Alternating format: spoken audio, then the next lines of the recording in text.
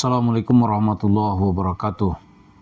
Para pemirsa, setiap pelaku yang ingin mencapai maksud dan tujuan dari yang ingin dia lakukan biasanya di backup atau ada cerita-cerita yang melatar belakanginya. Misalnya untuk mengatasi kegagalan sebuah pemerintahan, lalu lahirlah cerita mitos. Dan untuk mencapai tujuan penipuan sekalipun juga harus ada cerita palsu.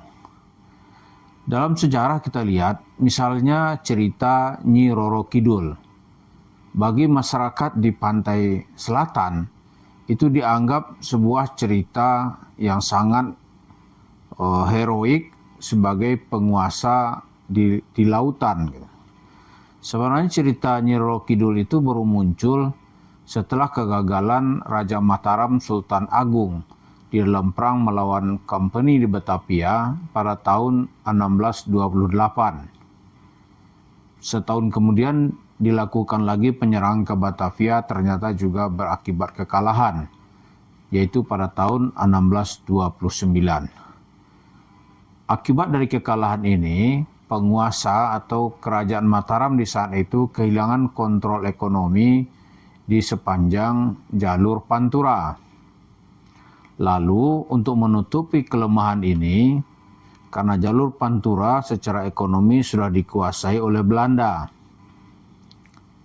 Untuk mengatasi kelemahan ini, maka dibuatlah cerita baru, yaitu Nyi Roro Kidul sebagai ratu penguasa di laut pantai selatan.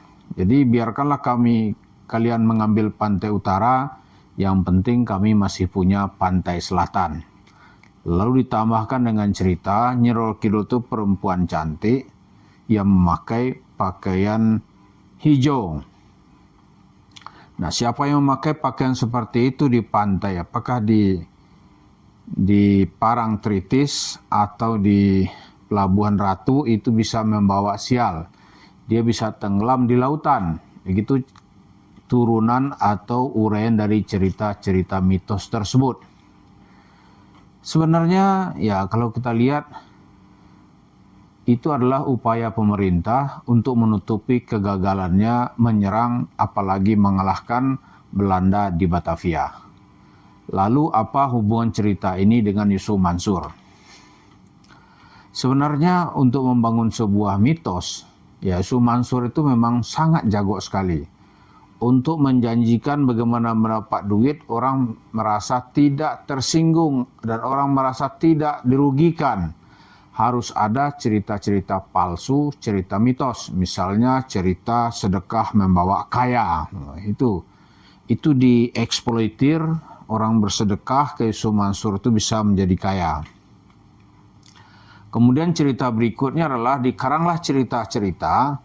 Misalnya seseorang yang bersedekah 1 juta, tidak lama kemudian dia menjadi pemilik showroom di pinggir jalan. Itu karena dia bersedekah. Itu satu cerita bagaimana mitos-mitos itu dibangun. Tapi kemudian Mansur seakan-akan tidak mau berhenti dari karangan cerita-cerita palsu dan cerita mitosnya. Malah kemudian mencoba menantang-nantang netizen karena mulai berani menggugat mitos-mitos yang dia bangun.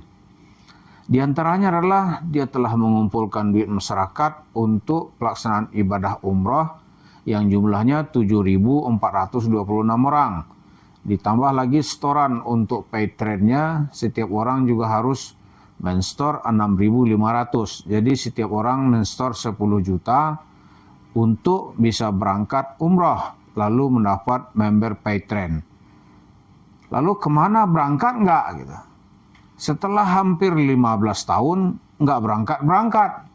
Digugat, Yusuf Mansur malah menantang dengan otak yang tidak lurus. Bagaimana otak tidak lurus? Ya kalau mau selesainya bisa selesai. Kalau mau ke pengadilan kita buktikan siapa yang menang. Ini cerita orang sinting ini. Cerita manusia nggak lurus gitu. Yang pelakunya kan dia. Terus kenapa ditantang ke orang? Kalau mau selesai, selesaiin dong. Kok nanya ke orang lain? Itu kan banyak jemaah-jemaah yang belum dia berangkat. Dia pasti tahu sendiri. Inilah kadang-kadang mitos-mitos itu kalau digugat, orang cenderung marah. Sama tadi itu cerita Nyi Roro Kidul, kalau kita bilang itu mitos, orang marah ke kita. Kenapa? Itu adalah konspirasi pemerintah melahirkan cerita untuk melindungi kelemahannya. Nah, Yusuf Mansur membuat mitos itu untuk melindungi keserakahannya. Bagaimana keculasannya mengambil duit masyarakat itu dilindungi. Dengan cerita cepat kaya, sedekah bisa membuat kaya, kemudian dosanya diampuni, jodohnya dientengkan, rezekinya dipercepat, hajat wal maksudnya dicepatkan. Itu dari mana kalau kita urut satu-satu gitu ya? Emang orang datang ke pengajian Yusuf Mansur misalnya nih, setiap malam Jumat baca yasinan, terus hajatnya dipercepat gitu. Yang dipercepat tuh hajat Yusuf Mansur. Tapi dia kalau digugat yang beginian, dia menganggap status tenangnya itu, privilege-nya diganggu gitu. Maka dia marah. Lalu ketika janji-janji tidak dipenuhi udah 15 tahun dituduh orang penipu gitu. Dituduh orang pendusta. Dia marah lagi. Sama sekarang ini seperti orang Yahudi di Israel gitu. Di Palestina sana. Para Yahudi itu untuk membenarkan tindakannya, dia itu membangun kuburan-kuburan palsu. Seolah di tanah Palestina itu adalah kisah orang-orang Israel yang telah ada semenjak zaman Nabi Yakub. Ini tanah nenek moyang kami. Ini buktinya. Kemudian diikuti mitos-mitos itu kemudian diikuti dengan penggusuran tanda-tanda atau simbol-simbol perjuangan bangsa Palestina. Misalnya foto-foto Arafat itu diturunkan. Tugu-tugu yang ada gambar mendiang pemimpin PLO Yasser Arafat itu diturunkan, digusur gitu, dihabiskan. Itu kononnya di tempat kita, ya selain Yusuf Mansur yang hobi bermitos-mitos itu, di sini juga banyak orang yang suka membangun kuburan-kuburan palsu. Nanti tujuannya apa? Karena kalau kuburan-kuburan palsu itu sudah dibangun, akan ada nanti sambungan cerita ya. Ceritanya tentu juga cerita palsu gitu. Jadi begitu biasanya. Nah, Yusuf Mansur untuk mendapatkan uang, dia harus membangun cerita-cerita palsu. Nah, cerita palsu itu sebagian dengan cara menjual nama Tuhan, menjual ayat Al-Quran, kemudian menjual cerita Nabi Muhammad. Bagaimana cerita Nabi Muhammad misalnya? Itu dia karang-karang aja, padahal datanya tidak pernah ada. Itulah yang dilakukan oleh Yusuf Mansur terus-menerus untuk mendapatkan uang. Karena bagi Yusuf Mansur, dia terus-menerus memerlukan uang dan dia tuh haus uang. Ternyata kita telusuri lebih jauh, utangnya juga sangat banyak.